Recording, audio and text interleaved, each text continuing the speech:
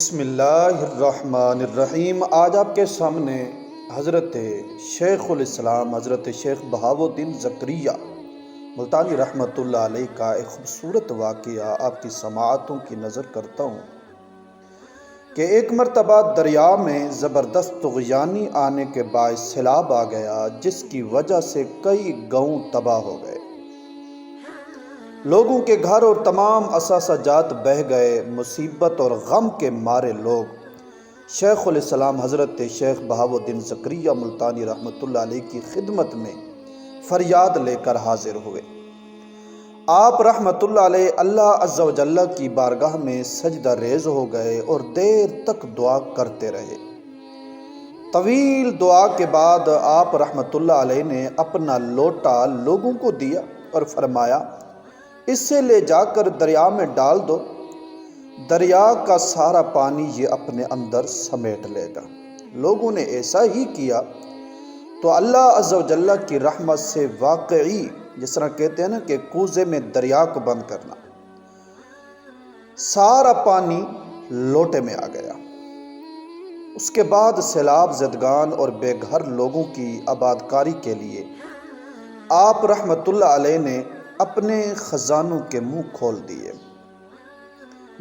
لاکھوں روپے اور من و اناج متاثرہ خاندانوں میں تقسیم کیا گیا۔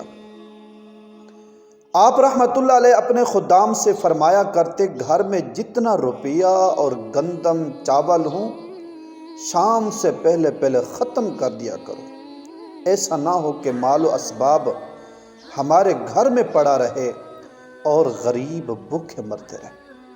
اگر ایک شخص بھی میرے علاقے یا اس کے مضافات میں بھوکا رہا تو مجھے خدا کے حضور جواب دینا پڑے گا۔ آپ رحمۃ اللہ علیہ شام کو اپنا خزانہ خالی کرواتے اور اللہ عز و جل کی رحمت سے صبح تک پھر خزانہ بھرا ہوا ہوتا۔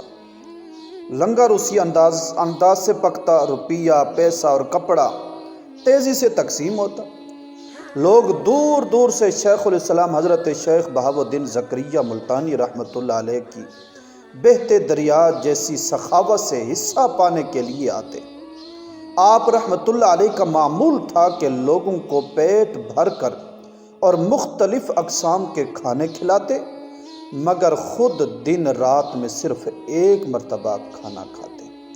تو سامعین وقار، یہ تھے ہمارے بزرگ، یہ تھے وہ اللہ کے محبوب بندے جن کو لوگوں کا اتنا احساس ہوتا، لوگوں سے اتنی محبت کرتے، رب کی مخلوق کی خدمت کرتے، اور پھر رب تعالیٰ نے ان کو مقام بھی اتنا بڑا عطا فرما دیا۔